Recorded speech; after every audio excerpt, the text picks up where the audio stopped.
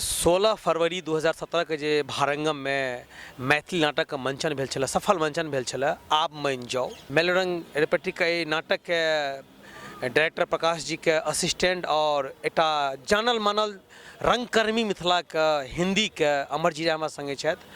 अमर जी भाई अहाँके मिथिला दर्शन न्यूज पे स्वागत अछि। धन्यवाद। अमर जी भाई हम ई जानय कोशिश कर रहल छी जे ई तो उपलब्धि भेलै जे पहिलुक बेर मैथिली नाटक का भारंगम में 19 साल लगले प्रस्तुति दै के लेल।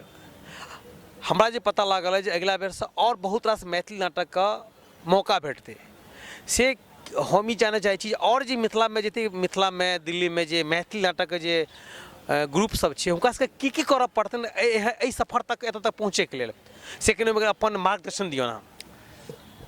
देखियो रंगमंच जे छै से आइ से नहीं भऽ रहल छै, बहुत पुरान छै। संस्कृत काल में जे नाटक होइ छलै तऽ बहुत प्रोफेशनल तरीका से जेकरा हम सब कहै छियै जे प्रोफेशनल से प्रोफेशनलिज्म छलै, लेकिन ओकर बाद खत्म भऽ गेलै रंगमंच, फेर स्टार्ट भेलै। तऽ बाकी सब भाषा में या हिंदी में जे छै से रंगमंच अपन स्तर जे छै से बहुत ऊपर कऽ लेलकै। मैथिली में हम सब जते दिन से कऽ रहल छियै या हम मैथिली रंगमंच के जते दिन के इतिहास देख रहल छियै, जते हमरा बुझल यऽ ओहिमे देख लिया जे प्रोफेशनलिज्म बहुत नहीं छै। स्वांतः सुखाय के लेल बेसी नाटक होइ छलै। अब कलाकार छियै तऽ स्वांतः सुखाय मोन में रहिते छै, जखन अपना नहीं नीक लागतै तऽ दोसर के नहीं नीक लागतै, ई बात तऽ छैहे। लेकिन जहन अहाँ रंगमंच कऽ रहल छियै, लगातार कऽ रहल छियै, आ हमसब अपना आपके कहै छियै प्रोफेशनल रंगकर्मी, व्यावसायिक रंगकर्मी हमसब छी, तहन तऽ स्तर उठबऽ पड़तै। आ जहन दिल्ली सन के जगह पर करै छियै तऽ रंगमंच के जे बाकी और अथी छै एप्लाइड आर्ट छै जकरा कहै छियै, उ सब चीज पर सेहो ध्यान दिअ पड़तै। आ भारंगम सन के जे फेस्टिवल छै ई बहुत अंतर्राष्ट्रीय लेवल के फेस्टिवल छै, अंतर्राष्ट्रीय महोत्सव कहितो छै एकरा, भारत रंग महोत्सव। तऽ एहिमे आबैके लेल किछु तऽ सोचऽ पड़तै। ओ सबसँ पहिले स्क्रिप्ट उठेबै तऽ स्क्रिप्ट में कंटेंट पर ध्यान दियौ जे आइसँ सम्बन्धित छै कि नहीं। अब विद्यापति या बहुत पुरना उगना ओहोसँ पुरना चीज सब पर जो जेबै, सिर्फ ओहि समय के वर्णन जो ओहिमे छै, वर्तमान से ओकर संबंध नहीं भऽ रहल छै, तऽ फेर ओ नाटक के उठबै के कोनो प्रासंगिकता नहीं रहि जाइ छै। सिर्फ हम अपन पिछला चीज के लऽ कऽ सिर्फ खुश होइ जे नहीं हमर छी, ओहिसँ मतलब नहीं रहि जाइ छै। जहन एहन फेस्टिवल के लेल अहाँ सोचै छियै तहन तऽ एहन फेस्टिवल के लेल सबसँ पहिले तऽ स्क्रिप्ट के लेल सोचियौ। आ स्क्रिप्ट बढ़िआँ उठा लेबै आ सीधे ओकरा पढ़ि देबै सेहो नहीं हेतै, ओहिके लेल फेर अभिनेतो चाही। अभिनेतो सिर्फ भऽ जेतै आ स्क्रिप्ट भऽ जेतै तैयो नहीं हेतै बढ़िआँ नाटक, ओकर लेल बाकी जे आर्ट और छै सेहो चाही। जेनाकि नाटक के लेल कॉस्ट्यूम होइ छै, जेनाकि नाटक के लेल सेट होइ छै, जेनाकि नाटक के लेल लाइट होइ छै, बैकग्राउंड स्कोर होइ छै, म्यूजिक होइ छै, म्यूजिक में दुनू छै बैकग्राउंड लाइव। ई सब चीज के बारे में अहाँके सोचऽ पड़त और उससे डिटेल में सोचऽ पड़त। अमर जी भाई पूरा मेलोरंग का टीम का पूरा मिथिला की तरफ से बहुत बहुत धन्यवाद जे अहाँ मैथिली नाटक का एतेक पैघ मंच पर अहाँ सब बनलिए। मिथिला दर्शन न्यूज की तरफ से अहाँ सबके पूरा टीम का बहुत बहुत धन्यवाद। धन्यवाद। हमरा संगे एखन छथि सफल मंचन जे नाटक भेल आप मान जाओ का केंद्र बिंदु बुचिया फिल्म का नायिका। ई नाटक छलै अहाँका महिला शक्ति पर आधारित और महिला शक्ति का पूरा उजागर केलखिन निर्देशक प्रकाश झा जी बहुत बढ़िया तरीका से। एहि नाटक के हीरोइन बुचिया कैरेक्टर में सोनिया झा जे मैथिली और हिंदी का बहुत फेमस रंगकर्मी छथि, पूरा भारत में इनका नाम छनि। सोनिया जी अहाँ का स्वागत है मिथिला दर्शन न्यूज में। नमस्कार सागर जी। अच्छा ई कहू जे ई बुचिया कैरेक्टर जे अहाँ निभेलिए है बहुत ईमानदारी से निभेलिए, हमरा एज दर्शक हिसाब से हम कहि रहल छी। अहाँका खुद बुचिया जखन बनल रहिए तऽ अहाँ की फील करैत रहिए?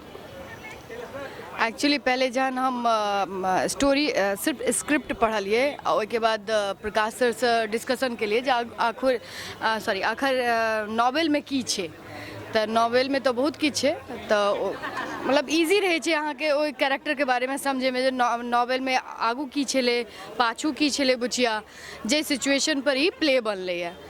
तऽ ओ सिचुएशन तऽ टचवुड ककरो लाइफ में नहीं आवे एहन सिचुएशन आब, लेकिन अखनो गाँव घर में तो सएह सब सुनबाबे तऽ इएह आबैए जे वएह चलै छै। खैर दिल्ली के अखन दिल्ली या कोनो भी मेट्रो सिटी में जे मैथिलो लड़की छथि तऽ ओ कनि एहि सिचुएशन से तऽ नहिए गुजरै छथि, कनि सब्बल भऽ गेल छथि हमरा हिसाब से। और हमरा ई लागल जे हम केना करबै, कियाकि हम अपना अथी लाइफ में खुदे बहुत बोल्ड आ बिंदास छी और ई बहुत हमरो ला चैलेंज छलै जे मैथिल समाज में प्रेग्नेंट भऽ कऽ के सीनो मॉडर्नाइज तरीका से ई प्ले भेल छलै, कोरियोग्राफ भेल छै और वर्ड सब तो चैलेंज तऽ छैहे। मैं इमोशनल बेसी भेलहुँ। अच्छा, ई मिथिला में मिथिला रंगमंच का मिथिला नाट्य का अगर सबसे पैघ एकटा निगेटिव पॉइंट ई छै जे ओतऽ महिला अभिनेत्री जे छै से नहीं अबै छथिन बाहर रंगमंच करैके लेल। हम अहाँके संपूर्ण मिथिला के तरफ से अहाँके बधाई दै छी, धन्यवाद दै छी जे आइ बहुत रास लड़की जे एक्टिंग के फील्ड में थिएटर से अपन कैरियर बनबऽ चाहै छै अहाँके देख कऽ अनुसरण करत और आइ जे नाम पहचान अहाँ बहुत रास मैथिली फिल्म सेहो केने छी। अहाँ ओ मैथिल महिला रंगकर्मी जे लड़की जे अहाँके रंगमंच से जुड़ऽ चाहै छै हुनका लेल की संदेश देबऽ चाहै छी? हम तऽ इएह संदेश देब जे कोनो भी बाधा होय अपन बुद्धि विवेक से ओकरा सॉल्व कऽ लिअ और आगू बढ़ू। फैमिली के समझा बुझा कऽ, फैमिली नहीं छोड़ू से सब नहीं कहब कियाकि हमहूँ नहीं छोड़ने छियै, तऽ की कहै छै, लेकिन हुनका समझा कऽ आगू बढ़ू बस। अगर अहाँके अभिनय करबाके अहाँके कोनो भी फील्ड में किछु करबाके मैथिल लड़की के बस अपन पेरेंट्स के साथ लऽ कऽ, दुनिया के नहीं सुनू, अपन पेरेंट्स के साथ लऽ कऽ आगू बढ़ू आ करू, डरू नहीं, बिल्कुल नहीं। बहुत बहुत धन्यवाद मिथिला दर्शन न्यूज के एहि पर दू शब्द कहे के लेल और मिथिला दर्शन न्यूज अहाँके निकट भविष्य में उज्जवल भविष्य के लेल कामना कऽ रहल यऽ। धन्यवाद, थैंक यू। आब में जो नाटक का सफल आयोजन जे भेल ताहिमे एकटा और मुख्य बिंदु, एकटा मुख्य पात्र प्रियदर्शनी पूजा जे बहुत रास कैरेक्टर केने रहथि और मेलोडी रेपर्टरी के एकटा कहि सकै छी जे प्रमुख स्तंभ में से छै। पूजा अहाँके मिथिला दर्शन न्यूज पर स्वागत अछि। जी धन्यवाद।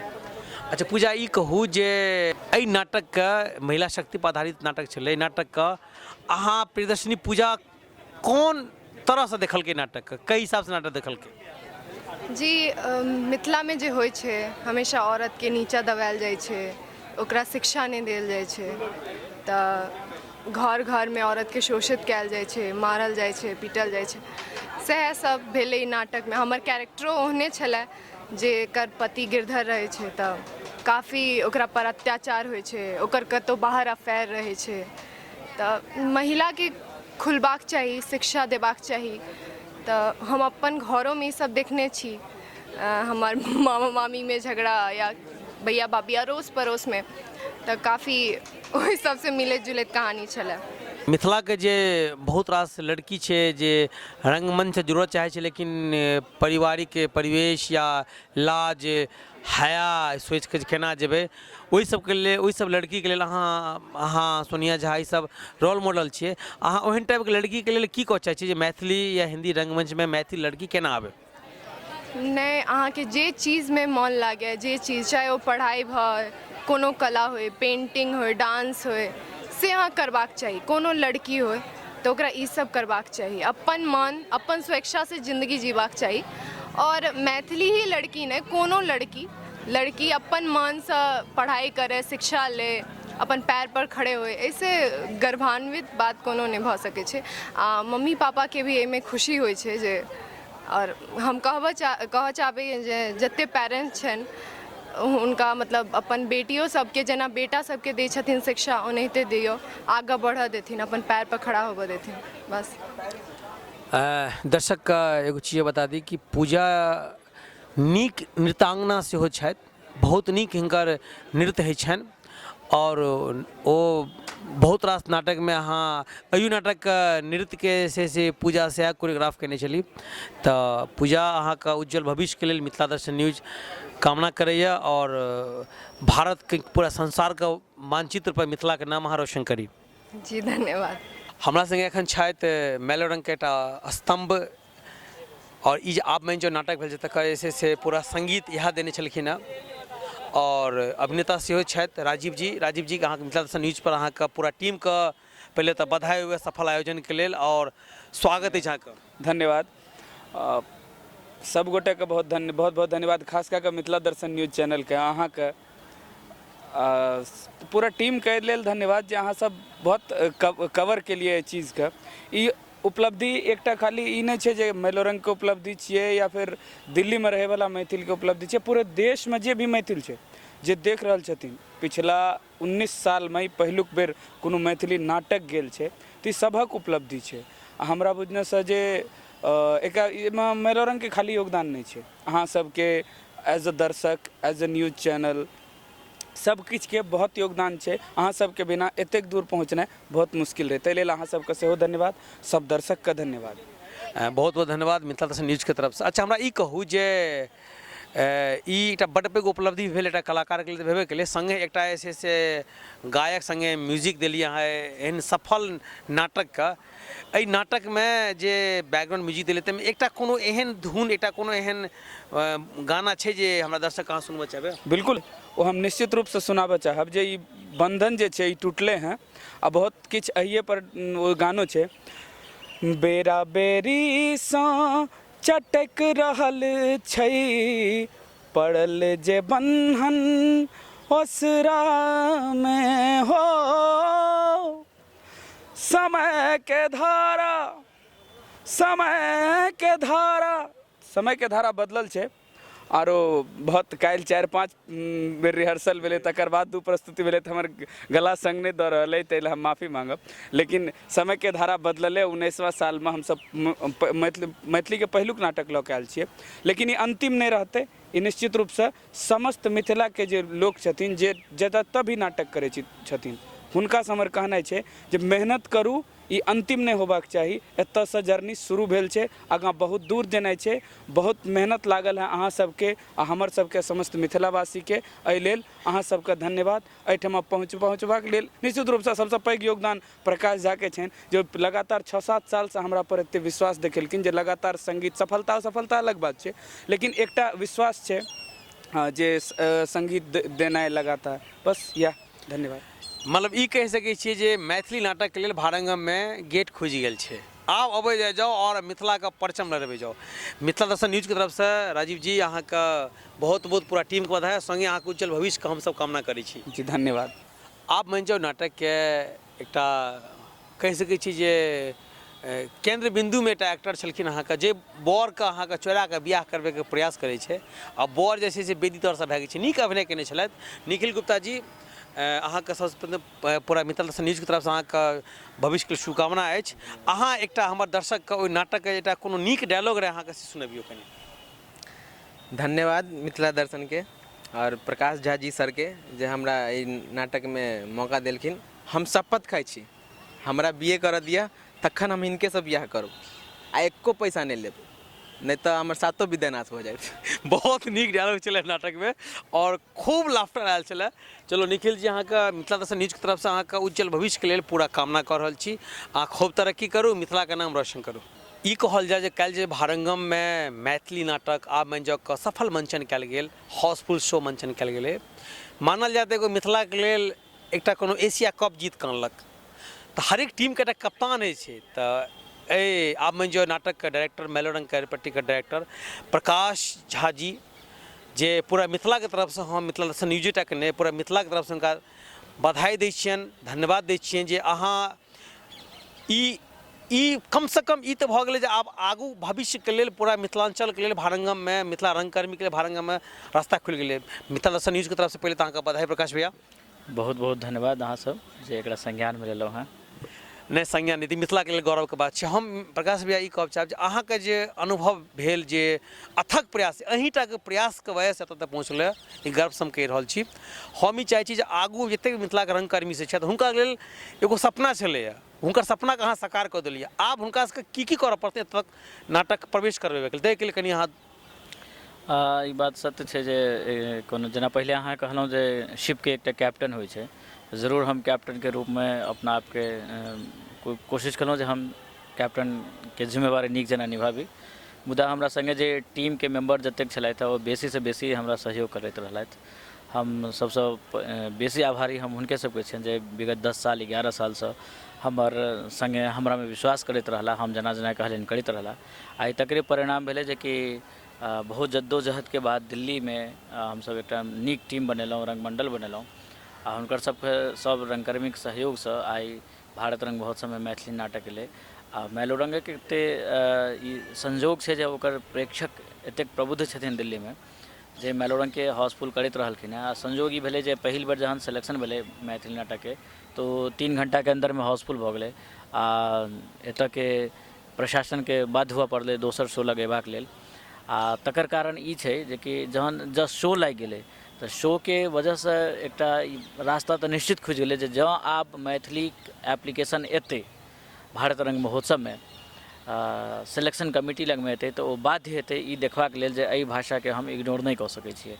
एहि भाषा के नाटक के अपन दर्शक छै आ खूब पैघ दर्शक छै, ताहि दुआरे आब ई तऽ निश्चित छै जे कि जखन जँ केओ एप्लीकेशन देथिन तऽ हुनका पर नीक जेना विचार कयल जेतनि आ ओकर सिलेक्शन हेतै आ मैथिल दर्शक के नीक नाटक भेटै के मौका भेटतै। आग्रह इहो करबै जे बाकी टीम सबके व्यक्ति सबसँ जे कि ओ प्रोफेशनलिज्म अपन आनथि, जेना अखन तक प्राय होइत रहलैए जे हम उत्सव धर्मी नाटक करै छी, जेना आइ छठि छै तऽ नाटक कऽ लेलहुँ, आइ सामा चकेबाके प्रोग्राम छै तऽ हम नाटक कऽ लेलहुँ, विभिन्न तरहके प्रोग्राममे हमसब नाटक करैत रहलहुँ हँ। दुर्गा पूजामे नाटक कऽ लेलहुँ या छठिमे नाटक केलहुँ या फेर एहने कोनो होलीमे नाटक कऽ लेलहुँ, लेकिन तकरासँ दूर हटि कऽ अब हमरा सबके एहन करऽ पड़त जे कि हमसब नियमित रूपसँ नाटक करी, ओकर ट्रेनिंगके समझैके कोशिश करिए जे नाटकके जे बारीकी छै से लिए, सङ्गे सङ्ग नाटक करैसँ पहिले जे नाटक कऽ रहल छै, दोसर भाषामे जे नाटक भऽ रहल छै, हिन्दीमे जे नाटक भऽ रहल छै, अंग्रेजी जे नाटक अहाँके शहरमे भऽ रहल अछि ओकरा सबके देखी आ ओकरा सबके गुणके अपना नाटकमे सेहो पिरोबाक कोशिश करी, किएक तऽ सब चीज टेक्निकली मजबूत भऽ गेल छै। आइ के नाटक ओ नाटक नहीं रहि गेल छै जे कि अहाँ लाइट जला के नाटक करबै, पूरा लाइट के प्रयोग होइ छै, साउंड के प्रयोग होइ छै, स्टेज प्रॉपर हेबाक चाही, एक्टर प्रॉपर हेबाक चाही, तऽ एहि सबके विधा के लऽ कऽ अहाँ नाटक करू तऽ निश्चित रूपसँ मिथिला नाटक के जे आइ रास्ता खुजलैए ओ रास्ता सतत प्रयत्नशील हेतै और आगू तक जेतै। हमरा ई कहू जे सोचने रहिए जे भारंगममे नाटकके चयन भेलै जे पहिलुक दिन काउंटर खोलैत देरी 3 घंटामे हाउसफुलके बोर्ड लागि जेतै? नहीं, ई बात तो जरूर सोचे के हम सब टीम बनेने रही जे कि हमरा भारत रंग महोत्सव में मैथिली नाटक लऽ जेबाक अछि, ताहि दुआरे टीम बनेलहुँ जे ई लक्ष्य किया नहि हम प्राप्त कऽ सकै छी। हमर मैथिलीमे जहन हमर नाट्य परम्परा एतेक समृद्ध अछि तैयो यदि 19 साल लागि गेल, ई हमरा हमसब बहुत पिछड़ल छियै मामलामे, ई सोचने नहीं रहिए। इहो नहीं सोचने रहिए जे कि मने डर तऽ सचमे ई रहै पहिले जे एतेटाके हॉल छै, ई LTG हॉल दऽ देलक और टिकट एतेक बेसी छै तऽ कि हम वर्किंग डे छै, थोड़े परेशान रही।